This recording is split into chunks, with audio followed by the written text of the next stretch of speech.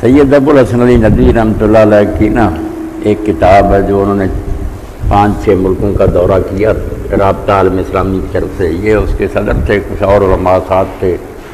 تو کابل سے شروع کیا تھا, تو دریائے کابل سے دریائے یرموک تک یہ ترجمہ اس کا ہو گیا. پہلے عربی میں لکھی وہ ڈائری ساری. کابل گئے, ایران گئے, لبنان گئے, شام, سارے ملک دیکھے, جو حالات ہیں مسلمانوں کے وہ بھی بتائے سارے. تو باقی ریاض صاحب جیسے کہہ رہے ہیں, انہوں نے یہی کہا کہ مسلمان تو ان سے بھی آپ آگے نکلتے جا رہے ہیں. اور جو بات آخر میں کہی نا ریاض صاحب, وہ آپ کی بات ہے. انہوں نے کہا اب مذہبوں کا آپس میں جھگڑا نہیں رہا, وہ بات پرانی ہو گئی کہ عیسائیت سچی ہے, یہ اسلام سے, یہی باتیں تو بالکل گرجوں میں اور مسجدوں میں رہ گئی. اب جنگ اس دور میں ہے دین کی اور لا دینیت کی. بنیادی طور پر یہ جھگڑا شروع ہو گیا تاریخ انسانی میں پہلی مرتبہ. یہ فتنہ دجالی ہے کہ کوئی آنکھوں سے پرے کوئی دنیا ہے, کوئی خدا ہے, کوئی وہی ہے, کوئی آخرت. یہ انکار کر دیا بس ان لوگوں نے, اس کو بالکل علم کہہ دیا کہ جو یہ نہیں مانتے وہ بیوقوف ہے کہ اللہ ہے اور کیا, کچھ نہیں. جو چیز آنکھوں سے نظر نہیں آتی وہ کوئی نہیں. اس لیے وہ کہتے ہیں مذہب تو سارے انہوں نے اب نا بہا دیے, نہ عیسائیت نہیں رہا, اسلام رہا. وہ تو پادری اور مولوی اپنے کھانے پینے کے لیے, ورنہ علمی طور پر یونیورسٹیوں اور کالجوں میں لا دینیت آ گئی مقابلے میں دین کے, کہ دین نام کی شے کوئی نہیں. یہ مذہب ہے ہی کوئی چیز نہیں, نہ خدا ہے کوئی, نہ آخرت ہے, نہ کوئی نبی آیا, نہ کوئی کتاب اتری. اصل میں یہ, اور اس کے پیچھے چوتھائی صاحب انہوں نے ڈھیروں لٹریچر تیار کر دیا, ناول اور افسانے اور شاعری, اور لوگوں کے ذہنوں میں اتار رہے ہیں کہ سب بیوقوف لوگوں کی باتیں, اور پرانے دور کے لوگ ہیں جو سمجھتے ہیں کہ کوئی اللہ ہے اور کوئی قیامت ہے. یہ کچھ نہیں, بس یہی دنیا ہے. اس لیے یہ دین اور لا دینیت کا فتنہ نا, جس کی خبر اللہ کے رسول علیہ السلام نے بھی دی تھی کہ آدم علیہ السلام سے لے کر قیامت تک دجال کے فتنہ سے بڑا فتنہ ہے زمین پر کوئی برپا نہیں ہوگا. اور حضرت نوح علیہ السلام سے لے کر آپ نے ہر نبی اپنی امت کو آگاہ کرتا آ رہا ہے. اور وہ دور ایسا ہوگا کہ آپ نے فرمایا بڑا مومن والا جرأت نہ کرے کہ میں دجال سے ملوں گا اور اس سے بحث کروں گا اور سمجھاؤں گا, وہ مومن جائے گا اور کافر آئے گا. ایسے شبہات اور ایسے دلائل, فلسفہ اور لاجک اور سارا علم کے نام پر جاہلیت کو ایسا انہوں نے لیپا پوتا ہوگا کہ لوگ کہیں گے یار باتیں تو ان کی ہیں, یہ مولوی حضرات اور پادری کیا کہتے ہیں, کوئی خدا نہیں. پہلے یہ فتنہ جو اٹھ کھڑا ہوا نا, اور اس کے پیچھے ہے یہ ترقی. وہ بھی آپ نے جب فرمایا نا کہ جس علاقے میں جائے گا لوگ اگر اس کی بات نہیں مانیں گے, زرخیز زمینیں جو وہاں لہرا رہے ہوں گے سبزے, ایسی سپرے کرے گا کوئی, ساری بنجر ہو جائیں گے, ایک دانہ نہیں ہوگے گا تک. اور جو مانیں گے وہ اگر ان کی زمینیں بنجر بھی ہوں گی نا تو وہاں سبزہ اگنا شروع ہے. یہ سائنسی ترقی ہے. اور حتیٰ کہ مردہ زندہ کرے گا, تلوار سے کاٹ کر 2 ٹکڑے کر کے اس کو زندہ کر دے گا. تو امام بن حزم فرماتے ہیں کوئی خدائی طاقت نہیں ہوگی, علم ہی اتنا ترقی کر جائے گا کہ یہ سارے کام وہ کرے گا. اس لیے لوگ گمراہ ہوتے جائیں گے کہ بھائی کہاں ہے دین اور کہاں مذہب. تو اب اصل جنگ جو ہے نا یہی ہے کہ الحاد اور دین جو ہے نا ان کی ٹکر ہوگی, کہ بے دینی جو ہے یہ ٹھیک ہے. زیادہ لوگ اسی طرف جاتے ہیں کیونکہ اس میں نقد لذت ہے نا. یہ باتیں جو نا اللہ ہے, نیک بنو, یہ تو اپنے آپ کو قابو رکھنے کی. وہ چوتھائی صاحب کھلی چھٹی ہے کہ آدمی جو جی چاہے کرے, جہاں دو مرد عورت جو جی چاہے کریں, جو کمائیں کھائیں عیاشیاں کریں, بے لگام ہو جانا, یہی ہے نا یہ دجالی تہذیب. دین تھا حدود کی پابندی, اپنے آپ کو جکڑ کے رکھنا. اس سلسلے میں ایک بات قابل غور ہے جی, وہ یہ ہے کہ سب کے باوجود کہ یہ ایک الحاد کی تحریک ہے, وہ جو اسلام دشمنی ہے وہ پھر بھی موجود ہے. یعنی وہ ٹھیک ہے یہ بھی مرتد اور وہ بھی مرتد, یہ بھی بے دین اور یہ بے دین.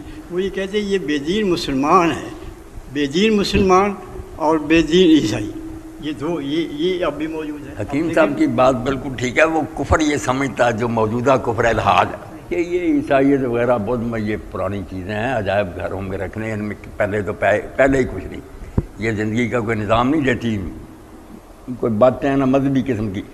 اصل ہمارا جو دشمن ہے نا وہ اسلام ہے, جس میں پوری تہذیب ہے, نظام زندگی ہے. اس کو وہ مٹیا میٹ کرنا چاہتے ہیں. اصل دشمن اس کو سمجھتے ہیں. دوسرے انبیاء علیہ السلام کی اسی لیے توہین نہیں کرتے کہ ان کی تعلیمیں تو مٹ مٹا گئی.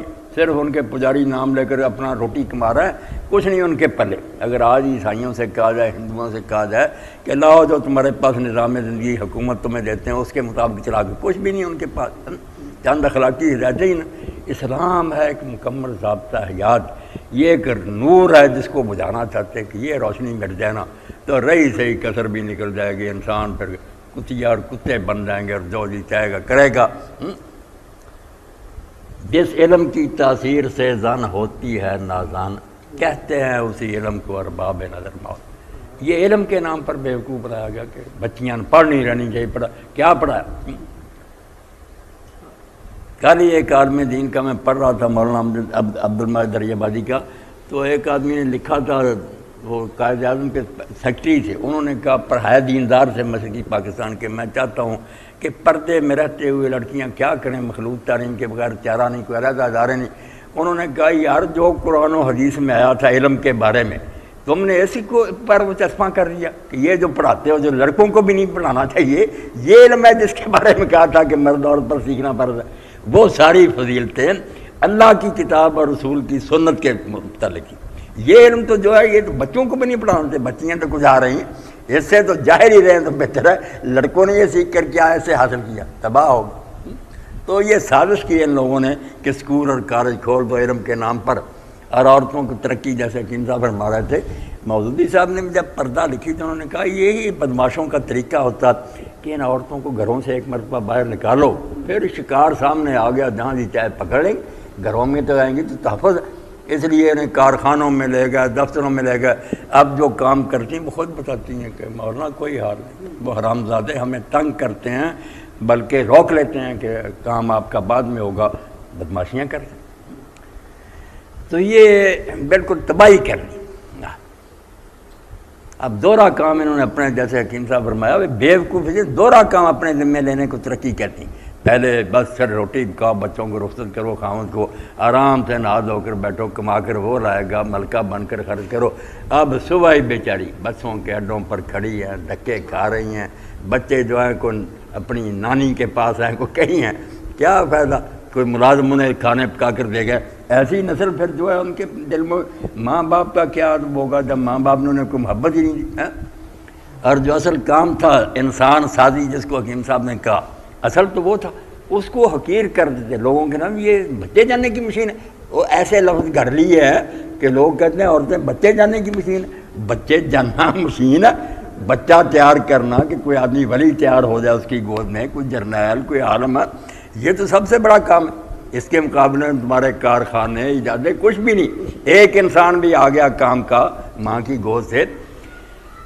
اسی لیے علامہ اقبال نے ایک جگہ بڑی دلیری سے کہا کہ ایسی عورت جو دیہاتی ہو، کاڑی ہو، بد شکل ہو، پستہ قد ہو، جاہر ہو، مگر اس کی گود سے غیرت مند بچہ امت کو حاصل ہو جائے، وہ ان پڑھی لکھی لڑکیوں کے مقابلے ہزار بہتر۔ ابھی وہ شروع ہوئی تھی پڑھنی، انہوں نے کہا داغ شد دامان ملت شستہ بے، کاش یہ نہ ہی پڑھتی اور میری ملت کا دامن اس داغ سے پاک ہی رہتا، کیا فائدہ ہوا ان پڑھنے والی سے؟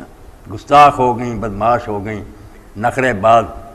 کتنے والد ہیں جو چھوڑ کر ٹکرائی صاحب جاتے ہیں، لوگ خود بتاتے ہیں، وہ کالج میں داخل کر کے جاتے ہیں، ابھی نکلا اپنے یار سے بات طے ہوتی، چلی جاتی ہیں اور چھٹی ہونے سے پہلے آدھ گھنٹہ پھر پہنچ جاتی، آنکھوں میں دھول چونکی گئی کہ میں پڑھنے جاتی ہوں۔